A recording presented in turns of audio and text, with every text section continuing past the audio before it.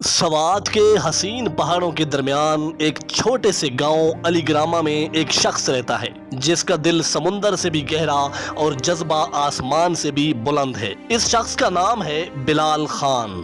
دریائے سوات جو اپنی خوبصورتی کے ساتھ اپنی بے رحم موجوں کے لیے بھی جانا جاتا ہے، جب کسی کو اپنی گہرائیوں میں چھپا لیتا ہے تو لوگ مایوس ہو جاتے ہیں، لیکن تب ایک آواز ابھرتی ہے، بلال خان کو بلاؤ۔ ناظرین، یہ بلال خان کوئی سرکاری اہلکار نہیں ہے، نہ ہی کسی NGO کا حصہ ہے۔ وہ ایک عام سا نظر آنے والا غیر معمولی انسان ہے جو ہر سال دریا میں ڈوبنے والے درجنوں لوگوں کو تلاش کر کے ان کے لواحقین تک پہنچاتا ہے، اور وہ بھی بغیر کسی معاوضے کے، صرف اور صرف اللہ کی رضا اور انسانیت کی خدمت کے جذبے سے۔ جب 2022 میں سیلاب آیا تھا، سوات کی زمین پانی میں ڈوب چکی تھی، ہر طرف قیامت کا سما تھا۔ تب بلال خان اپنی جان کی پرواہ کیے بغیر کمزور سی جھونپڑی جیسے تیرنے والے جھولے میں لوگوں کی جانیں بچانے نکلا۔ لوگ بھاگ رہے تھے لیکن بلال خان آگے بڑھ رہا تھا۔ یہ صرف کشتی نہیں، یہ ایک نشان ہے اس انسانیت کا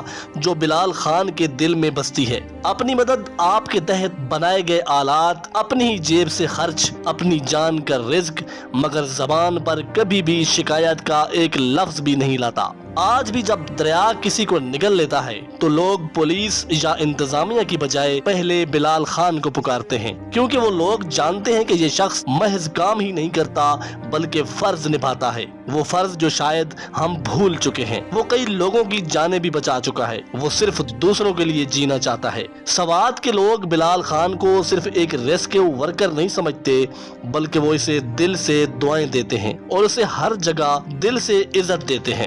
شاید اسی لیے بلال خان کا نام نہ کبھی خبروں میں آتا ہے، نہ ہی سوشل میڈیا کے ٹرینڈز میں، لیکن ہر ماں باپ، ہر بہن بھائی اور ہر بیٹی کی دعا میں بلال خان کا نام ضرور ہوتا ہے، جن کے پیارے اس نے واپس لوٹائے۔ بلال خان ہمیں یہ بھی سکھاتا ہے کہ ہیرو وہ نہیں جو کیمروں کے سامنے ہو، بلکہ حقیقی ہیرو تو وہ ہوتا ہے جو بے آواز ہو کر بھی دلوں میں زندہ رہتا ہے۔ ناظرین، اگر ویڈیو اچھی لگے تو لائک کیجیے گا، دوستوں کے ساتھ شیئر کیجیے گا اور چینل کو سبسکرائب کرنا مت بھولیے گا۔ اللہ حافظ۔